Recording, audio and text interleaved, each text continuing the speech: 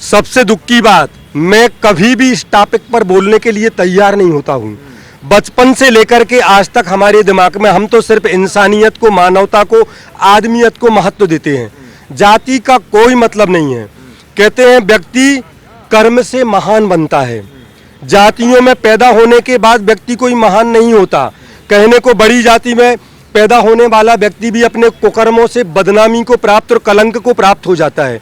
और जिनको हम छोटी जाति वाले कहते हैं, ऐसा कोई व्यक्ति भीमराव अंबेडकर बनकर के पूरे वर्ल्ड में तहलका मचा देता है। भारत जैसे महान राष्ट्र का संविधान लिख देता है। आप विचार करो, यह जाति पाति का भेदभाव तो वास्तव में हम सबके दिमाग में आना ही नहीं चाहिए। सिर्फ इंसानियत, आदमियत और मानवता। जिस व्यक्ति के अंदर सोते जागते हमेशा दया, क्षमा, करुणा, प्रेम, वात्सल्य, हमेशा जो एकता की बात करता है, देश के उत्थान और विकास की बात करता है, जो देश के बारे में विचार करता है कि हम तो भारत को फिर से सोने की चिड़िया और विश्व गुरु बनाएंगे, इस प्रकार का किसी भी जाति का व्यक्ति विचार करता है, वह महान है। उसका अभिवादन करना चाहिए। का बयान आया है, वो कह रहे हैं कि जो लोग साजिश करते हैं, टुकड़े टुकड़े गैंग और जो गजवा हिंद की साजिश रखते हैं, उन्हीं का किया है। हाँ, हमने आपको पहले ही बता दिया, यह वामपंथियों का अड्डा है। भारत विरोधी मानसिकता वाले लोग इनने वहां पर कब्जा करके रखा है। भारत में जब कभी भी कोई अच्छा काम होता है, उसका सबसे पहले यह विरोध करते हैं, और किसी भी गलत काम करने वाले का सबसे पहले यह व्यक्ति समर्थन करने पहुंच जाते हैं। कभी भी आप देख लेना, उनका स्थायी रूप से वहां पर अड्डा बना हुआ है। यह सरकार का परम कर्तव्य ऐसे गद्दारों को, ऐसे देशद्रोहियों को चुन चुन करके वहां से हटाना चाहिए।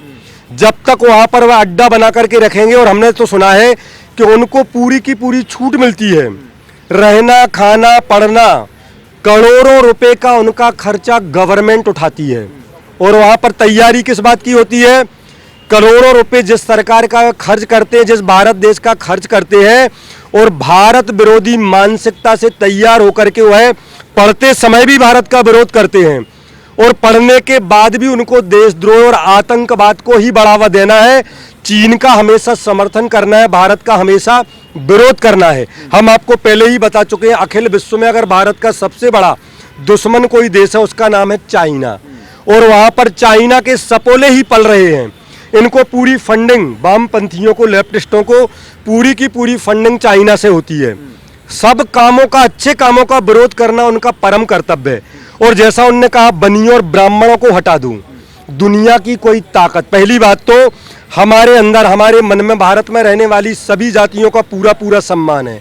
हम सेठ मनोज जैन भारत की सभी जातियों के सभी लोगों का तहे दिल से इस्तकबाल, अभिवादन और अभिनंदन करते हैं, सबका स्वागत करते हैं। परंतु दुनिया की कोई ताकत, जो वहाँ पर JNU में लिखा गया दीवालों पर कि बनियों और ब्राह्मणों को हटा दूं, दुनिया की कोई ताकत हमें क्यों नहीं हटा सकती? हम बचपन से जिस संस्कृति में पले बड़े हैं, बनिया और ब्राह्मण, 4 पंक्तियों से हम आपको बताना चाहते हैं।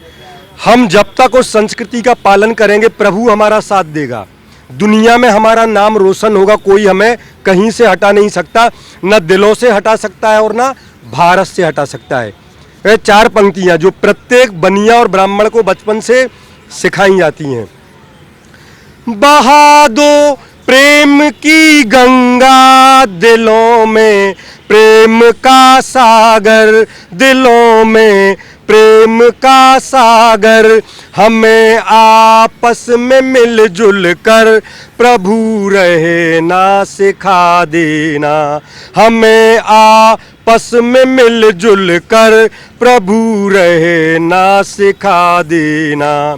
वतन के वास्ते जीना, वतन के वास्ते मरना। तिरंगे के सामने खड़े होकर के मैं कह रहा हूँ, वतन के वास्ते जीना, वतन के वास्ते मरना, वतन पर जा फिदा करना, प्रभु हमको सिखा देना, वतन पर जा फिदा करना, प्रभु हमको सिखा देना। हम बनियों को, ब्राह्मणों को जन्मजात ही यह बातें सिखा दी जाती हैं। जब हम छोटे से बच्चे होते हैं कि बेटे पूरे संसार में रहने वाले सभी लोगों को अपने गले लगाना, सबको अपने भाई मानना, सबका रात के 2 बजे और दिन के 2 बजे भी सहयोग करना, सबके दुख को दूर करना और सबको अपने जीवन में सुख प्रदान करना, ऐसा सिखाया है। और देश के लिए अपने खून का एक एक कतरा और पसीने की एक एक बूंद आपके अपने राष्ट्र के निर्माण में लगा देना। फिर कोई हम बनियों ब्राह्मणों को देश से कैसे निकालेगा? वह दीवारें गिर जाएंगी जहाँ पर लिखा है, परंतु हमें दुनिया के दिलों से कोई निकाल नहीं सकता, हमारी हस्ती को कोई मिटा नहीं सकता। एक बात बताइए, जो इस तरीके के लोग हैं उन पे कार्रवाई क्यों नहीं होती है? और अगर कार्रवाई होती है तो वहीं से लोग उठ जाते हैं उनके समर्थन में। आपको नहीं लगता ऐसे लोगों के प्रति किसी कोई वेदना नहीं होनी चाहिए? बहुत अच्छा प्रश्न है। चूंकि मैं अब तक किसी भी पार्टी का नहीं हूँ, परंतु भारत की किसी भी पार्टी में कोई अच्छा काम होता है तो उसका मैं तहे दिल से उसकी प्रशंसा करता हूँ। गवर्नमेंट का काम है। हमने देखा है जहाँ पर सरकार चाहती है तो वहाँ पर सब माहौल 5 मिनट में ठीक हो जाता है।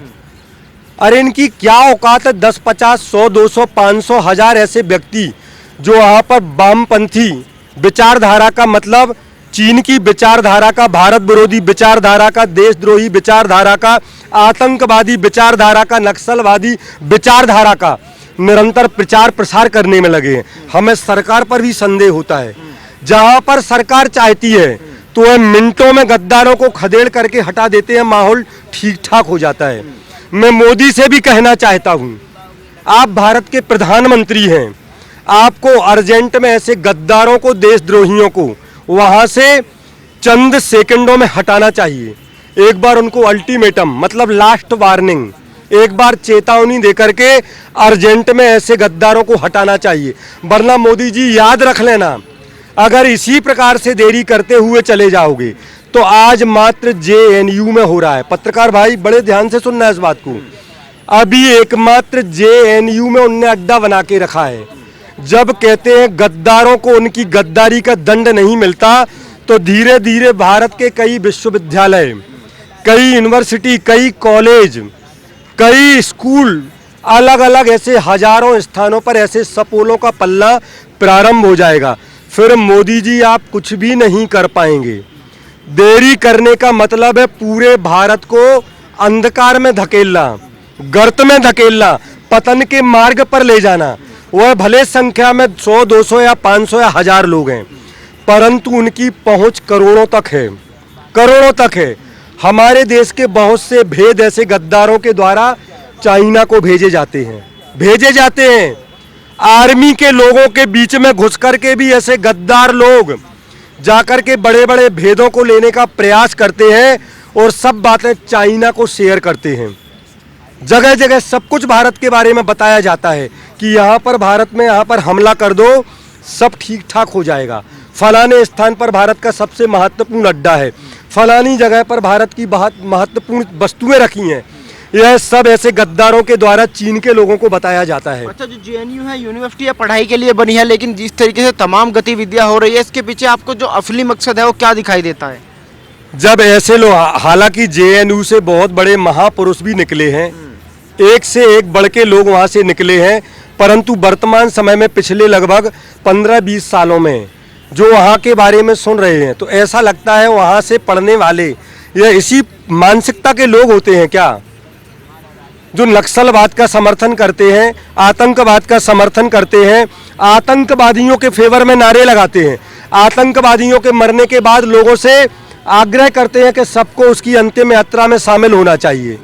वह कहते हैं बाल ठाकरे की अंतिम यात्रा में मत जाना, बोले याकूब मेनन और जो भी है गद्दार आतंकवादी हैं, ऐसे यहाँ पढ़ने वाले लोग कहते हैं कि ऐसे आतंकवादियों के, बोले हैं सच्चे देश प्रेमी आतंकवादियों को देश प्रेमी कहते हैं, और ऐसे बाल ठाकरे जैसे महापुरुषों के बारे में कहते हैं कि इनके कभी अंतिम संस्कार में मत जाना। यह कौन सी पढ़ाई चल रही है जिनके लिए सरकार करोड़ों रुपए साल एक एक व्यक्ति के लिए, उनकी 5-5 साल की पढ़ाई में सरकार करोड़ों रुपए खर्च करती है, अरबों खरबों रुपए सरकार बर्बाद कर देती है। और हो क्या रहा है, सांप को दूध पिलाया जा रहा है। मोदी जी जहां भी बैठे हो आपको दोनों कान खुल करके सुनना है, आप भी केंद्र में हैं, सबसे महत्वपूर्ण अभी पूरे भारत में आप हैं, आप प्रधानमंत्री हैं, आपसे देश को बहुत अपेक्षाएं हैं। 370 जैसे कलंक को, ट्रिपल तलाक जैसे कलंक को आपने दूर किया, 500 साल से लगे हुए राम मंदिर के कलंक को भी आपने दूर किया। आप चाहे तो चंद सेकंडों में जेएनयू से इस कलंक को आप दूर कर सकते हैं। अगर नहीं करेंगे तो पूरे भारत को एक गद्दार जो मुफ्त में वहां पर पढ़ करके वह आतंकवाद की ट्रेनिंग ले रहे हैं, यह गद्दार पूरे भारत को आतंकवाद का ट्रेनिंग सेंटर बना देंगे। फिर मोदी जी रोने धोने से कुछ नहीं होगा। अगर चंद सालों तक रुक गए तो पूरे भारत में हाहाकार मच जाएगा, सब कुछ बर्बाद हो जाएगा। फिर रोने के अलावा कुछ भी हमारे हाथों में शेष नहीं रहेगा। हम तो मोदी जी से अपेक्षा करते हैं अर्जेंट में रातों रात वहां पर कार्रवाई करके ऐसे गद्दारों को चुन चुन करके एक एक करके वहां से निकाल देना चाहिए। और अच्छे बच्चे जो राष्ट्र के लिए आगे चल करके राष्ट्र के निर्माण में अपना योगदान करेंगे, महापुरुष के रूप में अपना नाम दर्ज करेंगे, उनको वहां पर रहने देना चाहिए। उनको फुल फैसिलिटीज, सभी प्रकार की व्यवस्थाएं। और इन गद्दारों को तो सालों को बॉर्डर पर वहां पर भेज दो, देश निकाला दे दो। इनको देश में रुकने का कोई भी अधिकार नहीं है।